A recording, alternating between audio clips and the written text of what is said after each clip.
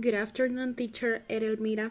My name is Carolina Valencia, and this day I'm going to be a lawyer, right?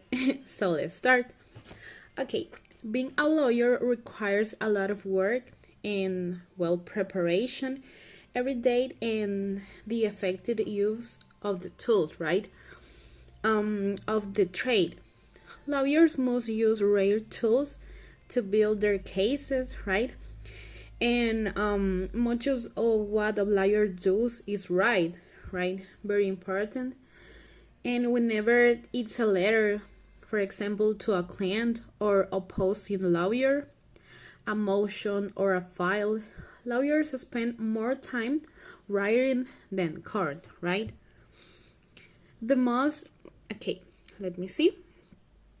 Okay, the most successful law firms to date use technology tools to work, right, more efficiently and securely in an increasingly remote workplace, right? Since that works best for your firm depends on factors like your firm's size and practice area, and not every firm needs the same tech stack, right? That is why in this activity I will show you some of the most important items that lawyers use in their work. So let's start. Okay, has first item, which is a computer, right?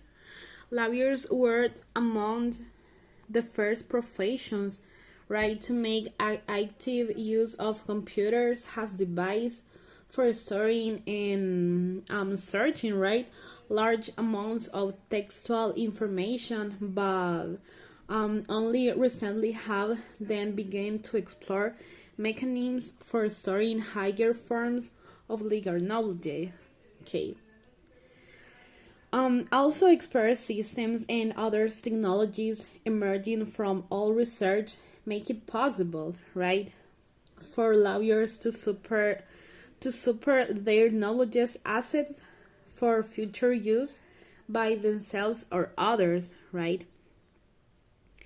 Okay, the second item, which is document management. Paperwork is an inextricable part of practicing law, right? But dealing with documents doesn't have to be as tedious or time consuming, right? It has been in the past, because document automation tools for lawyers streamline document creation like letters and motions by using information you already collect, like case dates or contact information, right, to populate forms for you. And document management tools then help you safely start and access those documents. Okay. Another item which is books and documents. Okay. Encyclopedias and legal treatises are very useful tools for lawyers, right? A legal encyclopedia game such as the American Jurisprudence and Corpus Juris Secundum is a secondary source containing general information, right, on the areas of law, as well as practice indicators. Also, a treatise is an academic work, right, often consisting of a set of volumes regarding a particular topic of subject, such as Murray on contracts of McCormick on evidence. It's very important to mention that these tools can also be found in a lab libraries and Tug Lab research websites, right? The next, okay. Also, item that we have, which is evidence. Evidence the only way. Evidence is the only way a judge can decide a case is based on the evidence the parts present during the case, right? In many cases, the evidence a judge has is mostly the testimony of the parts and the testimony of their witness. However, there are also other types of evidence, right? You can present to the judge to prove your case. For a lawyer, additional evidence can be extremely important, right?